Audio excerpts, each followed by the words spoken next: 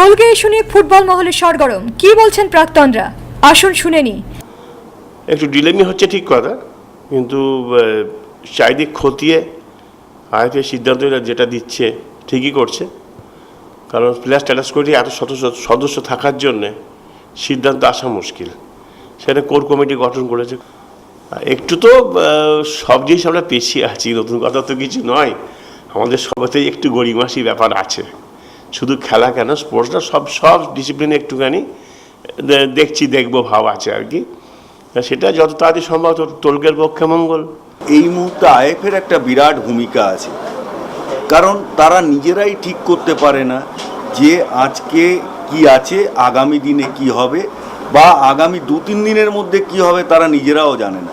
আমাদের দুঃখের বিষয় যে এই প্রফেশনালিজমের যুগে আমরা প্লেয়ার, আমরা অফিসিয়াল, আমাদের administrative body Indian football association, সেই অ্যাটিচিউড এখনও পর্যন্ত আমরা দেখাতে পারলাম না। প্রফেশনাল অ্যাটিচিউড কিছু অ্যামেচার লোককে ওখানে বসিয়ে তারা নিয়ম কানুনও ঠিকমতো জানে না, বা ফিফার কি নিয়ম আছে বা এএফসির কি নিয়ম আছে ওগুলো নিয়ে পড়াশোনা করে একটা প্রপার গাইডলাইন্স তৈরি করা।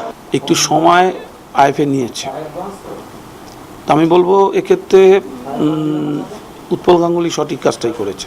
তবে একজন খেলোয়াড় হিসাবে আমি বলবো যে টোলগের তো একটা চাপ রয়েছেই, কারণ টোলগে যে ব্যাপারটা করেছে, টোলগের সাথে ক্লাবের যে ব্যাপারটা হয়েছে, একজন খেলোয়াড় হিসেবে ও তো চাপে থাকবেই, চাপে আছেও।